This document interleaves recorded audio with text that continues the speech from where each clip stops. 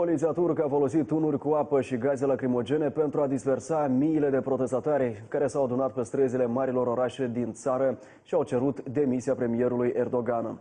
Acțiunile s-au desfășurat după ce șeful guvernului și-a acuzat rivalii politici de falsificarea înregistrării unei convorbiri telefonice, ce sugerează că el și-a avertizat fiul să ascundă mari sume de bani după declanșarea anchetei asupra corupției.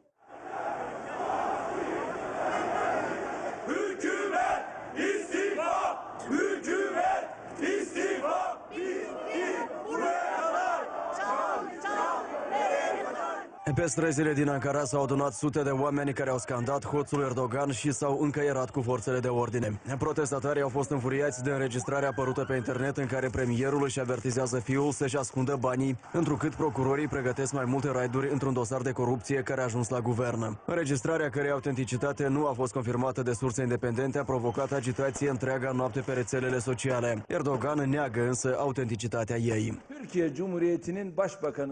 This is a treacherous attack against the Prime Minister of the Turkish Republic. I would like to underline this is not an attack against Recep Tayyip Erdogan or the leader of the AK party. This is a callous attack against Turkey's Prime Minister. Înregistrarea a apărut pe internet la 2 zile după ce partidul lui Erdogan a început oficial campania pentru alegerile locale de la sfârșitul lunii martie. Imediat, guvernul turc a înăsprit controlul asupra numirii judecătorilor și procurorilor și a promulgat o lege care le permite autorităților să blocheze accesul la diferite site-uri fără un ordin judecătoresc prealabil.